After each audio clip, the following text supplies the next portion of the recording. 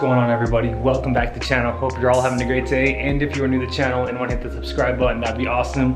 Trying to reach 10K subs by the end of the year. So if you can hit that subscribe button, that would mean the world to me. Today, finally have some free time to install some Skyline goodies. Today, we will be finally installing my Trust Greddy oil cooler. This is a bolt-on application. I already did all the boring stuff like install all the bracketry, all of the fittings, got the sandwich plate here, installed the plugs, and again more fittings. This should be, hopefully, fingers crossed, again it's a bolt-on specific for the R32. Kind of read through the directions here.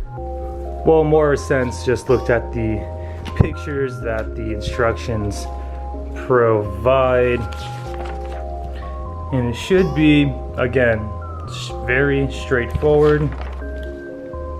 So we have our sandwich plate here. This will be installed where the original oil filter would go, on the side of the block here.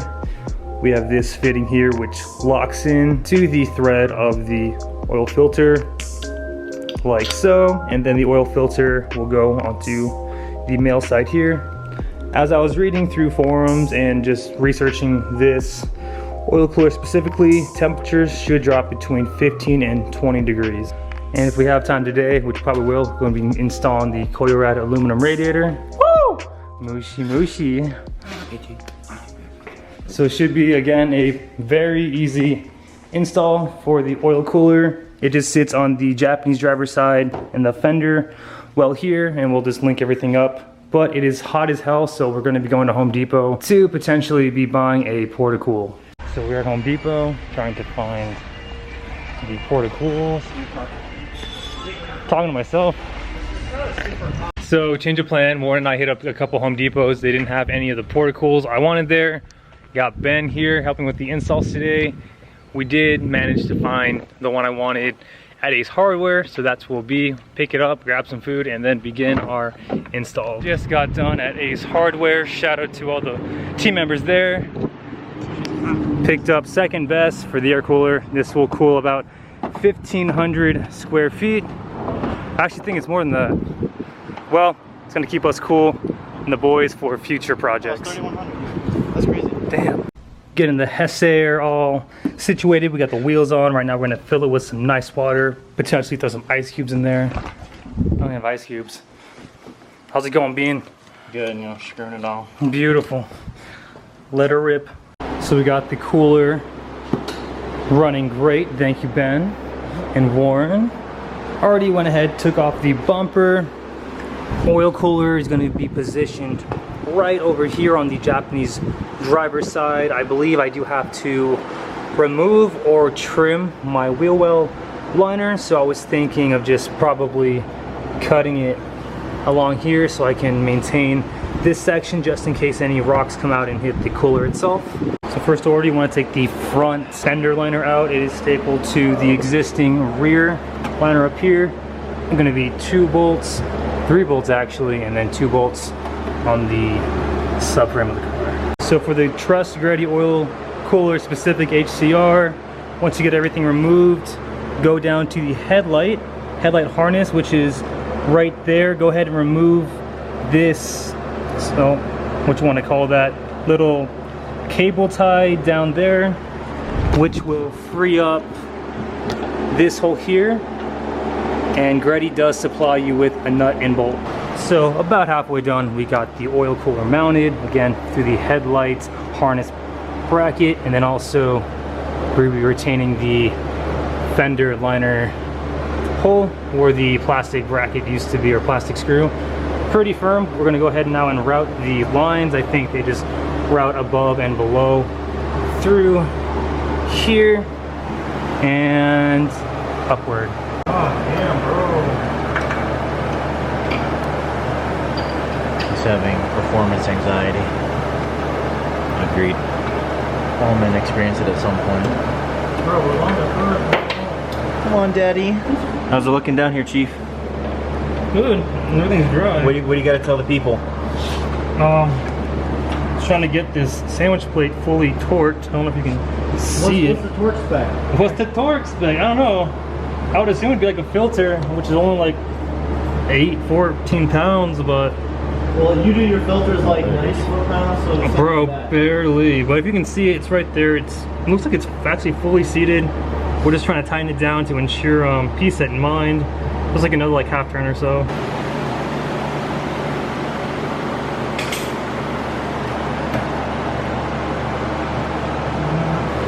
Looks like a horror movie, and there's just like a monster down there. Gotta come out of the depths of the earth. Dude, you can't even focus. There you I go. was focusing on your big ass phone. Hey, don't worry about it. Alright, crank it home, boy. What's he doing? Well, you see, when you're installing an oil cooler, you want to tighten down the sandwich plate just tight enough so that it doesn't leak, but not too tight that you snap off the oil filter threads. Now, the torque spec is widely unknown and no forums contain this information, so you just kind of got to send it and hope you get it right. And then what do they say on the forums? On the forums, they say, and I quote, "Snug it up." I do a lot of cuddling, quite a lot of snuggling, but I have to tell you, I was unprepared for this install. Tickle me bean, ladies and gentlemen. Cuddle master. Cuddle Master 3000. All right, so we got the oil cooler on the core. We got the lines routed through underneath like so. Everything is pretty tight. What we thought was to spec. Filter is on. I need to delete the remaining Heike system so I have more clearance here in the bay. We're gonna go ahead and prime the car, fill it with oil, and test for leaks.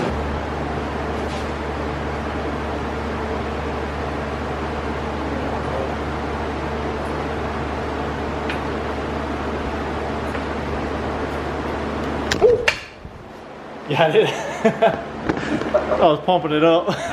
So right now we're just pulling the pump for the hole. Oh, I said we're pulling the pump.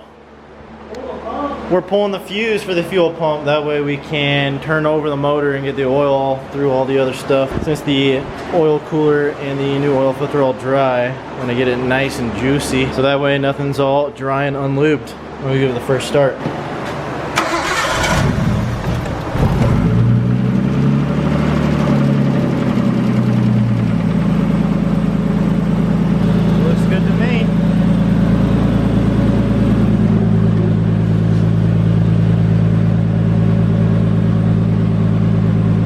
Updates, so the boys and I ran the Skyline for a good 15 minutes.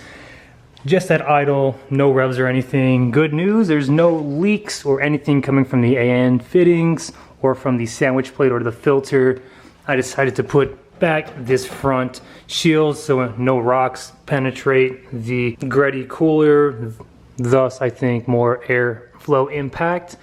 So a successful install. I'm going to save the radiator for another time because it was a pain in the butt to actually get the oil cooler on. Upon trying to prime the oil pump, taking the fuel pump fuse out, I noticed that my ECU is Mines certified, Mines badge. And to those of you who knows what Mines is, it's a very reputable company in Japan. So I'm thinking, Warren and I are thinking that this ECU, to our knowledge, is not stock and has a weird tune on it.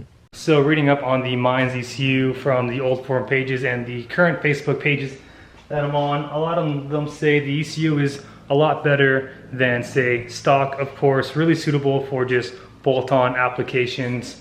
So I'm sure this car was a drift car, maybe a nice street track car back in Japan. And I'm sure this car had a lot more goodies put onto it, because when I got the Skyline, all it had was coils, coilovers, front upper control arms, and the R32 GTR wheels. I do know for a fact that this car at one point had side skirts, but who knows where those went when they bought this car in Japan at auction or even a dealership. I do not know, but the oil cooler, I cannot emphasize, looks so good. I can't wait to start driving this car more. I'm going to wait until I do my rocker panel, gaskets, moon seals, and upgrade my fuel lines and fuel filter. All my maintenance first before I start, per se, driving this car more and more. And also it's just too damn hot here in Arizona. But with this oil cooler, I'm really curious on how much the oil pressure, or not oil pressure, oil temperatures will diminish. But other than that, guys, that is a wrap. Thank you so much for making it to the end of the video. I really appreciate it. If you are new to the channel and want to hit the subscribe button, that would be awesome. Trying to reach 10K subs by the end of the year, and I know we can do that with your guys' help. But thank you so much, guys. Remember, aim high, drive low. We'll see you next video. Take care.